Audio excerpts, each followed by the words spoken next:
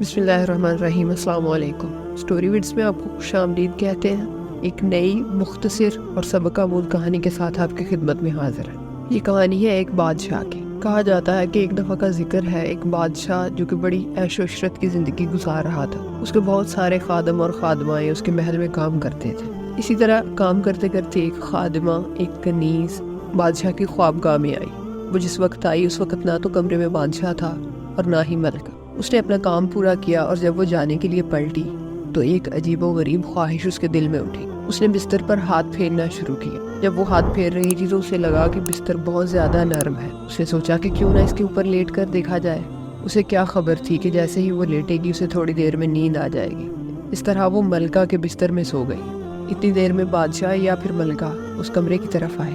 انہیں یہ دیکھ کر بہت حیرت ہوئی کہ ایک کنیز ان کے بستر پر لیٹی ہوئی ہے۔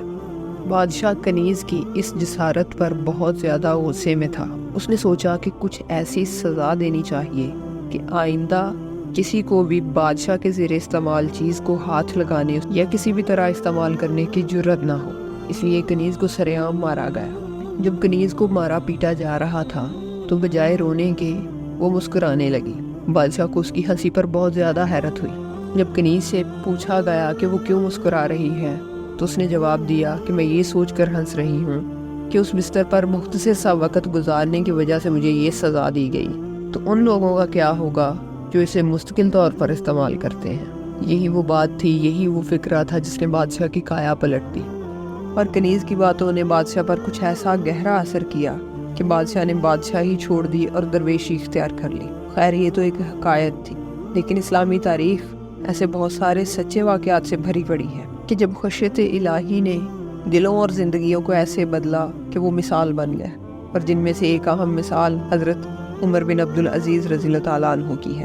وہی عمر بن عبدالعزیز کہ جو کپڑا ایسا پہنتے تھے کہ ویسا کپڑا بازار میں کسی اور نے کبھی نہ پہنا ہوتا، خوشبو ایسی لگاتے تھے اور جس بازار میں سے گزر جاتے تھے لوگ ان کی خوشبو سے پہچان لیتے تھے کہ یہاں سے عمر کا گزر ہوا ہے۔